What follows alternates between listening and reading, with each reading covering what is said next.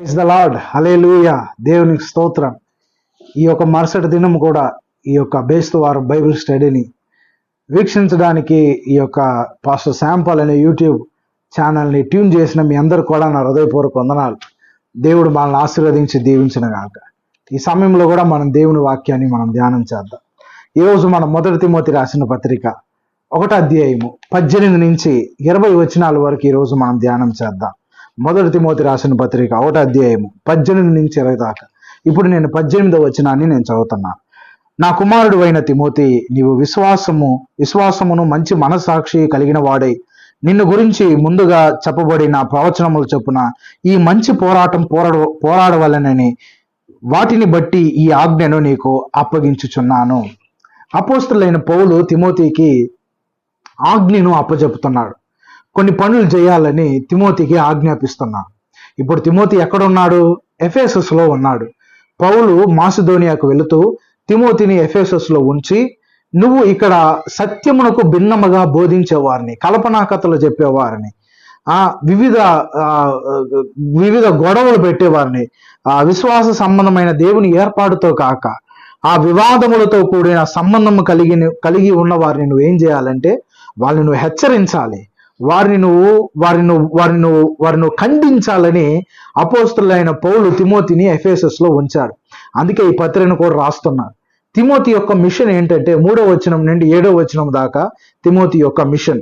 తిమోతిని పౌలు ఎఫెసస్లో నిలబెట్టడానికి అది ఒక ముఖ్యమైన కారణం. ఇప్పుడు చదువుతున్న ఈ 18వ వచనంలో పౌలు తిమోతిని ఎంకరేజ్ చేస్తూ, తిమోతిని ఆయన నియమించిన పనిని చేయాలని, అలాగనే ఇతను అనేకమైన సవాళ్లను ఎదుర్కోవడానికి, ధైర్యము చెప్పడానికి, ఇంకా అపోనెంట్స్ లో ఉన్నవారు, ఎఫెసస్ సంఘంలో ఉన్నవారిని ఎలాగ ఎదుర్కోవాలని, వారిని ఎలాగ సమాధానం ఇవ్వాలని ఈ 18వ వచనములో అపోస్తలుడైన పౌలు తిమోతికి మాట్లాడుతున్నట్లుగా మనం ఇక్కడ చూస్తున్నాం. తిమోతి యొక్క టాస్క్ అనేది ఒక సింపుల్ టాస్క్ కాదండి. తిమోతి యొక్క పని ఒక రూమ్ లో కూర్చొని ప్రార్థించడం, రూమ్ లో నుంచి కూర్చొని వాక్యం చెప్పడం లాంటిది పనిది కాదు. తిమోతి ప్రతి ఒక్కరి దగ్గరగా పోయి, భిన్నముగా బోధించే వారి దగ్గరికి పోయి, నువ్వు చేసేది తప్పు, ఇది సరైన బోధన కాదు అని బోధించే వారిని హెచ్చరించే పని. ఇది ఎంత కష్టమైన పనో మనం ఊహించుకుంటేనే చాలా కష్టం. ఎందుకంటే భిన్నముగా బోధించే వారికి మాట చెప్తే వాళ్ళు అంగీకరించరు కదా, వాళ్ళు కొడతారు, రాళ్ళతో కొడతారు. యేసు ప్రభుని రాళ్ళతో కొట్టడానికి చూశారు, అపోస్తలుడైన పౌలుని రాళ్ళతో కొట్టడానికి. తిమోతి కూడా అదే పని. ఇప్పుడు సత్యమునకు భిన్నముగా బోధించే వారిని, వివాదములతో కూడిన వారిని, సంబంధించిన వాటిని బోధించడం అనేది తిమోతికి ఒక కష్టమైన పని. ఎందుకంటే ఎఫెసస్లో ఉన్న శ్రమలు, ఎఫెసస్ సంఘంలో ఉన్న వాళ్ళు శ్రమలు పెడతారు. అక్కడ ఉన్నవారు పౌల్ని ఇబ్బంది పెట్టారు, అలాగనే తిమోతిని కూడా ఇబ్బంది పెట్టడానికి సిద్ధముగా ఉన్నారు, ఇబ్బంది పెడుతున్నారు కూడా. కాబట్టి పౌల్ని ఏం చేశాడంటే తిమోతిని నిలబెట్టాడు. తిమోతిని అక్కడ నిలబెట్టి ఆ సంఘాన్ని అక్కడ ఒక ఆదర్శకరంగా ఉండడానికి తిమోతిని పౌలు ఒక రిప్రజెంటేటివ్ గా నిలబెట్టాడు. అనగా ఎఫెసస్ లో తిమోతి ఉన్నాడంటే అక్కడ పౌలు ఉన్నట్టు లెక్క. పౌలు తిమోతిని అంతగా నమ్మాడు. అందుకే పౌలు అంటున్నాను, మొదటిగా నా కుమారుడు అయిన తిమోతి, నా కుమారుడు అని పిలుస్తున్నాడు. ఎందుకంటే కుమారుడు, తండ్రి కుమారుడికి మధ్య ఒక మంచి సంబంధము, అనుబంధం అనేది ఏర్పడింది. అలాగా పౌలు ఎఫెసస్ లో తన రాయబారిగా, ఎలాగ అపోస్తలుడైన పౌలు యేసుప్రభుకి రాయబారిగా ఉన్నాడో, అలాగనే తిమోతి కూడా అపోస్తలుడైన పౌలుకి రాయబారిగా ఎఫెసస్ సంఘంలో అబద్ధ బోధనలను ఎదుర్కొంటున్నాడు. అబద్ధ బోధనలను ఎదుర్కొని సంఘంలో, ఎఫెసస్ సంఘంలో ఉన్న వాళ్ళని కట్టాలి, వాళ్ళని దేవుని వాక్యంలో స్థిరపరచాలి. ఇదే అపోస్తలుడైన పౌలు తిమోతికి ఇచ్చిన ఒక పెద్ద టాస్క్. తిమోతి ఎవరు? ఎఫెసస్ సంఘంలో ఒక బిషప్, అధ్యక్షుడు, అనేక విషయములను చూసుకునేవాడు. ఈ విషయమును, సత్యమునకు, అబద్ధ బోధనను, కొన్ని ఎర్రర్స్ ని, రాంగ్ టీచింగ్స్ ని చూసుకోవాలని అతనికి ఒక పౌలు మిషన్ అప్పచెప్పాడు. పౌలు తిమోతిని ఎంతగా నమ్మాడు అనేది మనం ఇప్పుడు కొన్ని వచనాలను చదవడం ద్వారా మనం తెలుసుకుందామా. అపోస్తలుల కార్యములు 19వ అధ్యాయము 22వ వచనం నేను చదువుతున్నాను. అపోస్తలుల కార్యములు 19:22. అప్పుడు తనకు పరిచర్య చేయి వారిలో తిమోతి, ఎరుస్తున్న అనేవారు వారిని ఇద్దరిని మాసిదోనియాకు పంపి తాను ఆసియాలో కొంతకాలము నిలిచుండెను. అపోస్తలుడైన పౌలు తిమోతిని ఎంతగా నమ్మాడంటే, తిమోతిని ఇక్కడ అపోస్తల కార్యంలో మాసిదోనియాకు పంపుతున్నాడు. అనగా తిమోతి పౌలు రిప్రజెంటేటివ్ గా పౌలు పంపిస్తున్నాడు తిమోతిని. అనగా తిమోతి ఎంత నమ్మకస్తుడో, తిమోతి ఎంత ధైర్యవంతుడని ఈ వాక్యాల మూలకంగా మనం చదివి మనం తెలుసుకుంటున్నాం. అలాగనే 1 కొరింథీ 4:17 కూడా పౌలు కొరింథీ సంఘానికి పంపుతున్నాడు అపోస్తలుడైన పౌలుని. అక్కడ కూడా మనం చూస్తున్నాం. ఫిలిప్పీయులకు రాసిన పత్రిక 2వ అధ్యాయము 19-23 వచనంలో మీరు చదివితే పౌలు తిమోతి గురించి చెప్తున్నాడు. తండ్రికి ఎలాగ సేవ చేస్తాడో తిమోతి అలాగ సేవ చేస్తాడు అని తిమోతి గురించి మంచి సాక్ష్యాన్ని ఇక్కడ అపోస్తలుడైన పౌలు చెప్తున్నట్లుగా చూస్తున్నాం. అలాగనే 1 తెస్సలోనిక 3:2లో కూడా అపోస్తలుడైన పౌలు తిమోతిని తెస్సలోనిక సంఘంలో ఉంచి అతను బయట వచ్చేశాడు.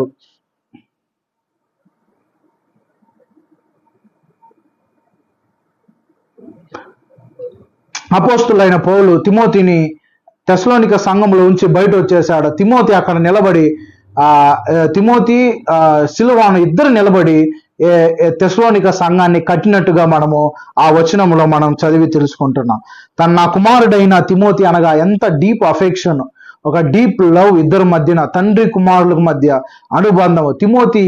పౌలు తిమోతిని నమ్మాడంటే, తిమోతి కూడా పౌలుని నమ్మాడంటే, ఇద్దరు కూడా వారి మధ్యన ఎంత ఒక సాఫ్ట్ స్పీకింగ్, ఒక రిలేషన్షిప్ వాళ్ళ మధ్య ఉందో చూడండి. వీటి మూలకంగా మనం తెలుసుకుంటున్నాం వాళ్ళిద్దరి మధ్య ఉన్న బాండింగ్, వాళ్ళిద్దరూ డీప్ మేనర్స్ గా వాళ్ళు బిహేవ్ చేస్తున్నట్లు, వాళ్ళిద్దరు నిజంగా తండ్రి కుమారులు కానే కాదు వాళ్ళిద్దరు, కానీ వాళ్ళల్లో ఈ యొక్క మంచి అనుబంధము. ఇంకా ఈజీ లాంగ్వేజ్ చెప్పాలంటే నా బిడ్డైన తిమోతి అంటున్నాడు పౌలు, అనగా తిమోతిని తన బిడ్డలాగా చూసుకుంటున్నాడు. ఈ యొక్క మాటలను పౌలు ఒక అఫెక్షన్స్ తో మాట్లాడుతున్నట్లుగా చూస్తున్నాం.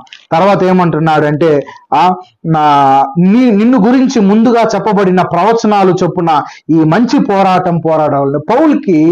పౌలు ఆల్రెడీ తిమోతికి మంచి ప్రవచనాలు చెప్పాడు, తన గురించిన ప్రవచనాలు చెప్పాడు. ఒక ప్రవచనం కాదండి, ఇక్కడ చెప్పబడుతుంది ప్రవచనములు అనేది ఒకటి కాదు. తిమోతికి పౌలు చెప్పాడు, ప్లస్ అక్కడున్న తిమోతికి అభిషేకించేటప్పుడు పెద్దలు కూడా చెప్పు ఉండొచ్చు ప్రవచనాలు. పౌలు అంటున్నాడు ఆ ప్రవచనాల్ని జ్ఞాపకం చేసుకోమంటున్నాడు. ఒక సేవకునికి ప్రవచనాలు చాలా చాలా ముఖ్యం. ఎందుకంటే సేవలో నిలబడాలంటే, మినిస్ట్రీ చేయాలంటే, పిలుపులో నిలబడాలంటే ప్రవచనాలు ఉంటేనే అతను ముందుకు సాగలడు. ఎందుకంటే తిమోతి ఒక యవనస్తుడు, యవన కాలంలో ఉన్నాడు. అతనికున్న ప్రవచనాలు ఎలాగ పనిచేస్తుంది అంటే ఒక ఓడలో లంగర్ లాగా పనిచేస్తుంది. ప్రవచనాలు లంగర్ లాగా పనిచేస్తుంది ఒక సేవకుని జీవితంలో. కాబట్టి తిమోతికి ఇక్కడ ఏ ప్రవచనాలు చెప్పాడు అనేది రాయబడలేదు, కానీ బహుశా మనం ఊహించినట్లయితే ఖచ్చితంగా మినిస్ట్రీకి సంబంధించిన ప్రవచనాలు మాత్రమే ఇక్కడ ఉంటాయని మనం నమ్మగలం. మనం ఏ ప్రవచనము బోధించే వారము కానీ, వాక్యం చెప్పే వరము కానీ, నాయకత్వం వరము కానీ, క్రీస్తు సంఘాన్ని కట్టడంలో వరము కానీ, ఈ వరాలు ఖచ్చితంగా తిమోతిలో అపోస్తలుడైన పౌలు ఇంకా పెద్దలందరూ కూడా అభిషేకించి తిమోతిలో ఈ ప్రవచనాలు పలికి ఉంటారు. అందుకే ఈ తిమోతికి జ్ఞాపకం చేస్తుంది. ఈ ప్రవచనాలు శ్రమలలో ఉన్నప్పుడు, ఈ ప్రవచనాలు తిమోతి కష్టాల్లో ఉన్నప్పుడు, ఈ ప్రవచనాలు గుర్తు చేసినప్పుడు అతను స్ట్రగుల్ లేకుండా ముందుకు పోవడానికి ఈ ప్రవచనాలు ఉపయోగపడుతుంది. కాబట్టి ప్రవచనాలు జ్ఞాపకం ఉండాలి. ప్రవచనాలు ఉంటేనే ఏం చేయగలం అంటే మంచి పోరాటం మనం పోరాడగలం. ప్రవచనములు లేకుండా పోరాడలేము. పౌలు అంటున్నాడు that you may wage good warfare, మంచి పోరాటం. ఈరోజు మినిస్టర్స్ కూడా పౌలు యుద్ధము చేయాలి, పోరాటం చేయాలి. ఎలాగ చేయాలంటే మంచి మనస్సాక్షితోనూ మంచి విశ్వాసముతోనూ చేయాలి, అలాగే జ్ఞానముతో చేయాలి, అలాగనే ధైర్యముతో కూడా చేయాలి. ఎందుకంటే వచ్చే అపోజిషన్స్, డిస్కరేజ్మెంట్స్, వీటినన్నిటిని ఎదుర్కోవాలంటే ఖచ్చితంగా మంచి పోరాడాలి. ఎందుకంటే ఈ యొక్క పోరాటాలన్నీ కూడా స్పిరిచువల్ పవర్స్ ఎదురుగా మనం పోరాడుతున్నాం. కాబట్టి ఈ యొక్క స్పిరిచువల్ పవర్స్ ఎదురుగా పోరాడుతున్నప్పుడు మనకి మంచి పోరాడడానికి ప్రవచనాలు చాలా చాలా అవసరము. దేనికి పోరాడుతున్నాడు తిమోతి? సత్యముకు పోరాడుతున్నాడు. సత్యముగా భిన్నముగా బోధించే వారిని పోరాడుతున్నారు. కాబట్టి వాళ్ళు ఖచ్చితంగా దయ్యపు ఆత్మలతో కలిగి ఉంటారు. కాబట్టి ఈ యొక్క మంచి పోరాటం పోరాడాలి. పోరాడినప్పుడు గాయాలు, పోరాడినప్పుడు ఖచ్చితంగా ఈ యొక్క అనేక విషయాలు, స్ట్రెస్, డిప్రెషన్స్ ఇవన్నీ కలుగుతూ ఉంటాయి. కాబట్టి పౌలు అంటున్నాడు మంచి పోరాటమును పోరాడాలి.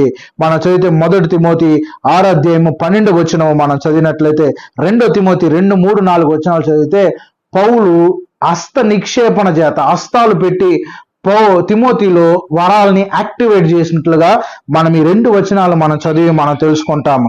ఈరోజు తిమోతి ఆ రోజు ఖచ్చితంగా యుద్ధాలు, ఆత్మీయమైన యుద్ధాలు, దేవుని సేవించడంలో యుద్ధాలు అతను పోరాడి ఒక మంచి పోరాటం, ఎలాగైతే పౌలు అన్నాడు నేను మంచి పోరాటం పోరాడి తిని, అలాగనే పౌలు కూడా ఒక మంచి పోరాటం పోరాడినట్లుగా ఈ వచనాలను మనం చదివి తెలుసుకుంటున్నాం. దాని తర్వాత పౌలు అంటున్నాడు నేను ఆజ్ఞాపించుచున్నాను, ఈ ఆజ్ఞ నీకు అప్పచెప్పుతున్నాను. చూడండి, ఆజ్ఞ అప్పచెప్పడానికి ఒక కంపానియన్ గా పౌలు చూస్తున్నాడు.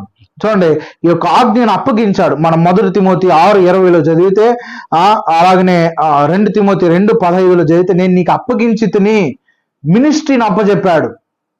అప్పగించినప్పుడే అది ఖచ్చితంగా చెయ్యాలి. అప్పగించినప్పుడే అది విశ్వాసముతో, నమ్మకత్వంతో చేయాలి. ఆజ్ఞ ఇస్తున్నాడు తిమోతికి, ఇది చెయ్యని ఆజ్ఞాపిస్తున్నాడు. ఆజ్ఞాపించినప్పుడు ఖచ్చితంగా తిమోతి చేయాల్సిందే, ఆజ్ఞను మీరడానికి లేదు. ఏం ఆజ్ఞ? మంచి పోరాటము పోరాడమని, మంచి పోరాటం పోరాడమని ఆజ్ఞాపిస్తున్నాడు. ఎందుకంటే తిమోతి ఇక్కడ న్యూట్రల్ గా ఉండడానికి లేదు, తిమోతి వచ్చి ఒక సైలెంట్ గా ఉండడానికి లేదు. తిమోతి పోరాడాలి, తిమోతి వెళ్ళాలి, స్థలానికి వెళ్ళాలి, వాళ్ళ ఎదురుగా నిలబడాలి, వాదించాలి, వాళ్ళ ఎదురుగా పోరాడే పని తిమోతికి ఉందని మనం ఈ వచనాల మూలకంగా తెలుసుకుంటున్నాం. అది ఎలాగ పోరాడాలి? నీవు విశ్వాసమును మంచి మనస్సాక్షితో పోరాడాలి. ఎందుకంటే ఎఫెసస్ లో ఉన్న వాళ్ళు మంచి మనస్సాక్షిని వదిలేశాడు. విశ్వాసం అంటే ఏంటి? దేవుని పైన ఉంచే విశ్వాసం. విశ్వాసం అంటే యేసు ప్రభువే మన విశ్వాసం. దేవుని పైన, సువార్త పైన. ఇక్కడ తిమోతికి ఉన్న విశ్వాసం ఏంటి? సువార్త పైన, సత్యం పైన ఉన్న విశ్వాసం. ఎవరిపైన సత్యము? యేసు ప్రభు అనే వాక్యం అనే యేసు ప్రభు మీద ఉంచే విశ్వాసము. ఆ విశ్వాసముతో పోరాడాలి, మంచి మనసాక్షితో పోరాడాలి. ఈ విశ్వాసం, మనసాక్షి అనేది రెండు రెక్కల లాంటివి. ఈ 2 రెక్కలు బ్యాలెన్స్ గా ఉండడానికి, పోరాడడానికి సహాయపడుతుంది. మంచి విశ్వాసం మంచి పోరాటం పోరాడొచ్చు, విశ్వాసం లేకపోతే అది మంచి పోరాటం కాదు. మంచి మనసాక్షి లేకపోతే అది మంచి పోరాటము కాదు. పోరాటం అనేది మంచిగా చేయాలని ఈ వాక్యాల మూలకంగా మనం తెలుసుకుంటున్నాము. కాబట్టి విశ్వాసము, పోరాటము, ఇవన్నీ మంచి మనసాక్షి 3 కూడా పెనవేయబడి ఉంది.